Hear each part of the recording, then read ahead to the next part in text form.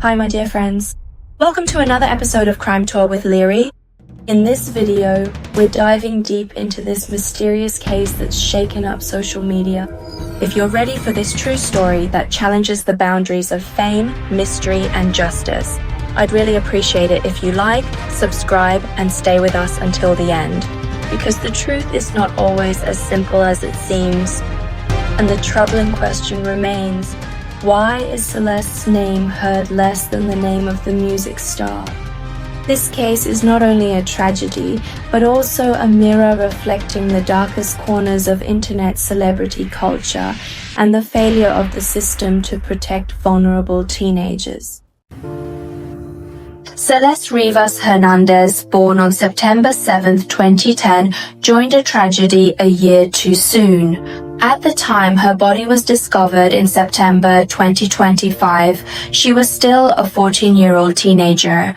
A girl from Lake Elsinore, California, an area far from the glitz and glamour of Hollywood, though only 75 miles away from it.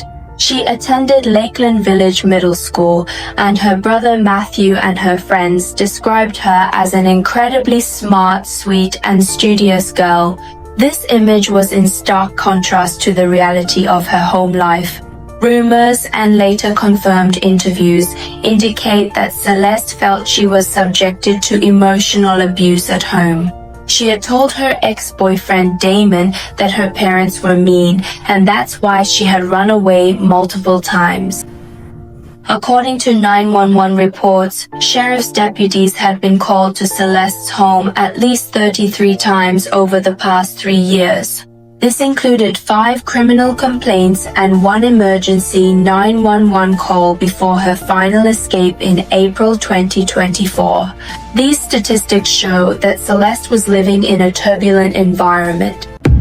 We want to go into the details of Celeste's March 2024 escape. Evidence shows that after one of Celeste's initial escapes, she returned home. One of Celeste's neighbors told the Times that Celeste was upset about seeing her missing person flyers and social media posts about her disappearance. It seems like she was running away from her own family and home, not from public life. Let's take a look at the details of Celeste's last escape. On April 5th, 2024, she left home to see her boyfriend David, who at that time was 13 years old. This timing is crucial because Celeste had been missing for over a year before her body was found, and this long period only adds to the tragedy.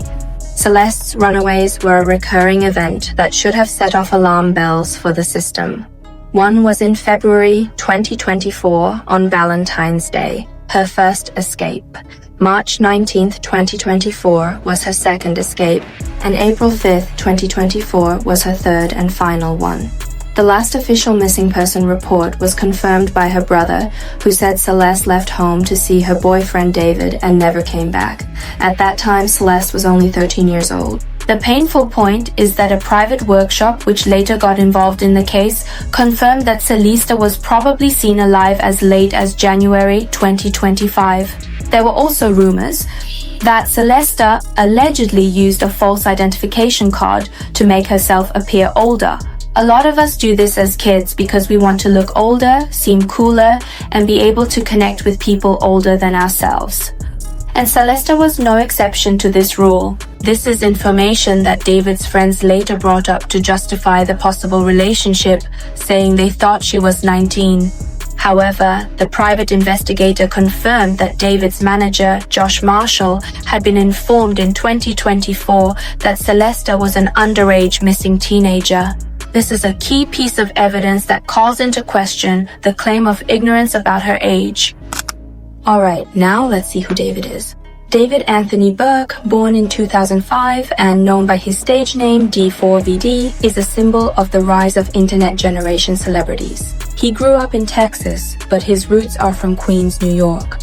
His main dream was to become a famous gamer, but a copyright issue changed the course of his life. David's religious and conservative mother encouraged him to make his own music with an iPhone in his sister's closet instead of using other people's music.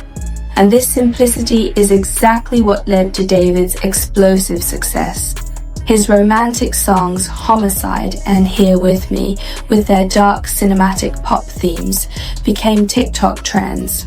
And at 19 he opened for SZA's tour, and at 20 he performed at Coachella. This rapid and sudden rise to fame, which was both unexpected and extraordinary, gave him a power that many believe enabled him to connect with young and vulnerable people like Celeste, while he himself was still a teenager trying to gradually adjust to this entirely new world. Not only was Celeste's North American tour cancelled, but the remaining dates of her international tour were also quietly and without any official announcement removed from websites and venues. This was a heavy silence in the fast-paced world of music. The evidence of Celeste's connection with this internet star grew stronger day by day. One example was the confessions of Celeste's classmates. Celeste's classmates confirmed that she used to post photos of herself with David and claimed that she was in a relationship with him. Secondly, there are the leaked streams. Celeste was seen in at least 2 of David's streams on Discord and other platforms. At that time, Discord admins and fans claimed that she was 19 years old and didn't know that she was actually a minor. This shows that there was concealment about her age, either by Celeste herself or by her fans. Thirdly, the leaked song. A leaked song by David called Celeste was released, which contained very emotional phrases like, "Missing you makes me depressed, but I stray from the right path because I love you so much." Fourth, the matching SH tattoo. Both of them had the word SH tattooed on their index fingers. This tattoo also resembled Rihanna's famous SHHA tattoo, but in the context of this case, it becomes especially significant and important. Guys, expect this particular data in this Tesla might tell us about who was on the outside of the car, getting into the driver's seat, driving into the abandoned location, and maybe opening that trunk and closing it for the last time. What will we know about that? Well, it's all going to depend on if Sentry mode was turned on. If the Sentry mode is actually activated on the vehicle, then it's going to be a lot of recording of video footage from its 8 external cameras. And so if that was the case, then you'd actually have clips of the people opening the door, a clip of someone opening the trunk, and that could possibly be recovered by the police. Now, if Sentry mode's not turned on, then it's not going to be doing any of those recordings. And what you'll get is recordings when the vehicle is in motion versus when it's stationary. So this vehicle was in motion, presumably with Celeste's body in it because it was abandoned. Do you think there'll be data that's retrievable about where it drove from before it ended up in its final resting spot in the abandoned street side prior to being towed? And will it register when that trunk closed for the last time? Yes, it should. It's all a matter of whether or not that data is still on the car or if it's on the Tesla servers. So your vehicle actually communicates with the Tesla servers almost constantly. And it's usually doing that over a cellular connection, but it can also do it over Wi-Fi. So it's sending a treasure trove of information back to the Tesla servers. And so as long as the information is still on that server car, then you can get a lot of information such as when were the doors open, when was the trunk open. And then as long as the memory stick that records all the videos hasn't been removed from the vehicle, because that is the only thing that a individual that owns a vehicle can actually boot away data effectively and quickly, is to pull the memory stick. And if you do that, that's where all the video recordings are stored for the Sentry mode. August 26, 2025. A Tesla with Texas plates is abandoned at David's Court on Bluebird Boulevard, Hollywood Hills. Police confirmed that the car had been parked there for several weeks. From September 3rd to 5th, due to violation of the 72-hour rule, the Tesla is towed to the Los Angeles impound lot. On September 8th, a parking lot employee calls the police because of a foul odor. Human remains are discovered in the front trunk of the car, wrapped in plastic. On September 9th, David's team confirms their cooperation with the authorities. The medical examiner was faced with a major challenge.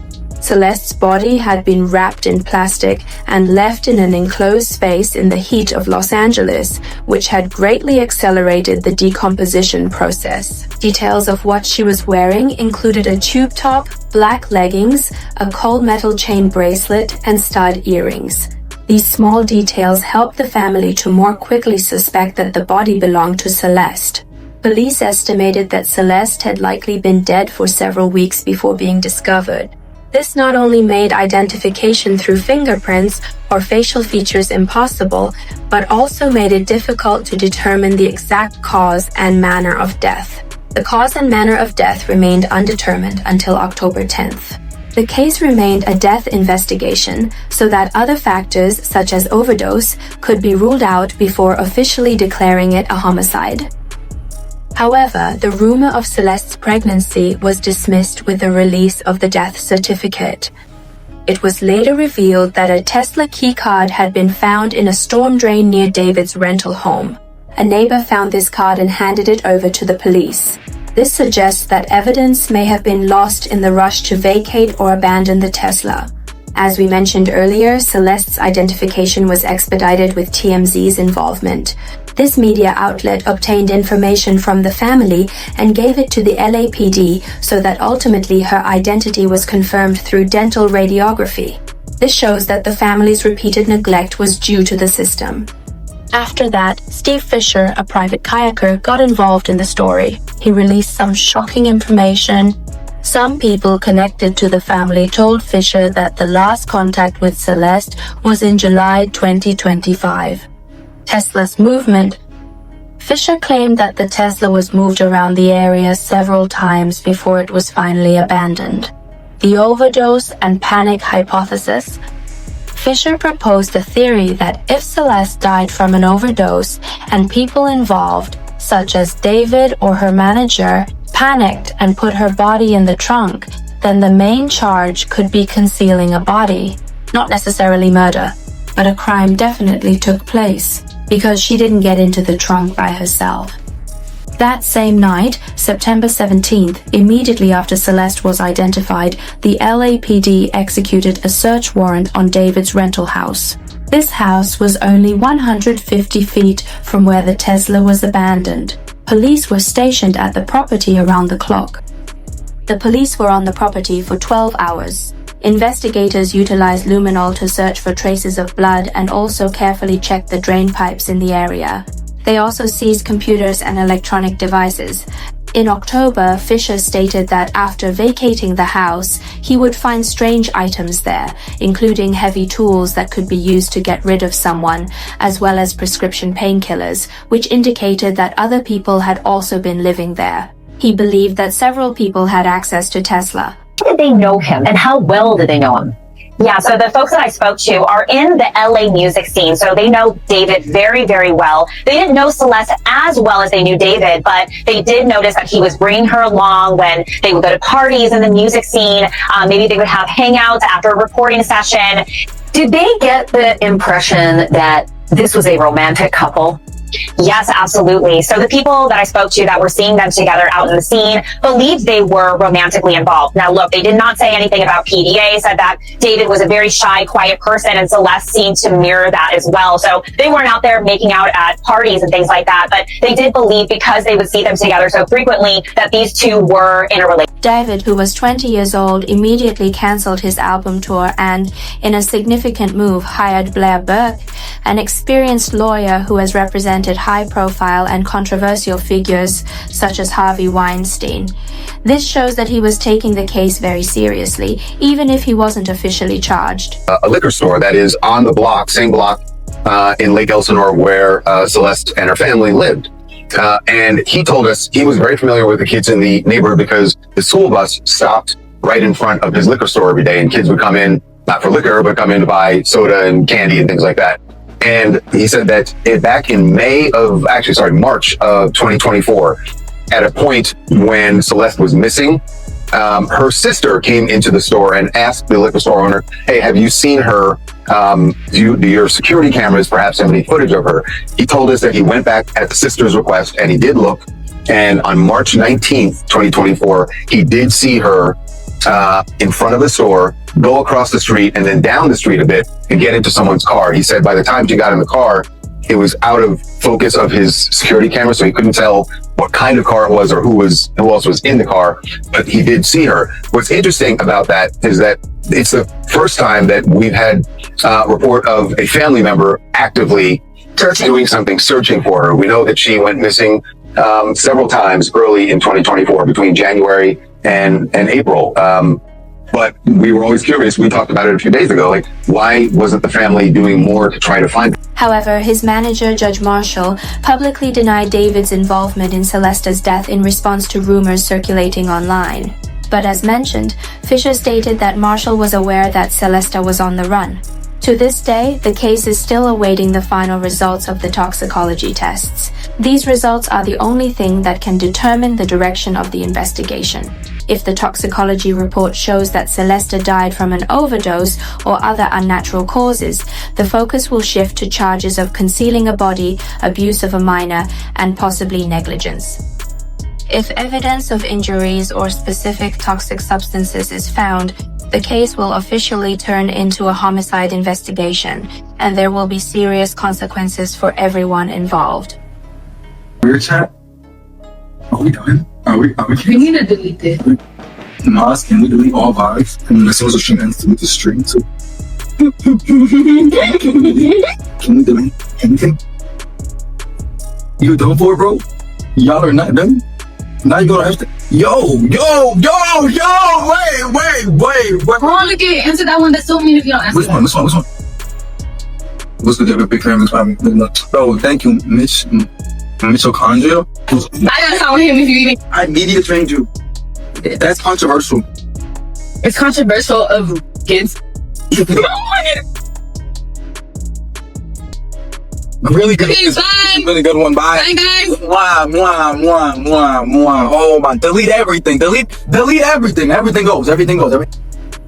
In this story, the tragedy of Celeste, a neglected girl who, in her search for love and belonging, became entangled in a complicated relationship and was abandoned in the trunk of a car, should not be overshadowed by the scandals of a celebrity. As listeners or viewers, it is our duty to be the voice for her silence, so that justice, however delayed, may finally reach Celeste Rivas Hernandez,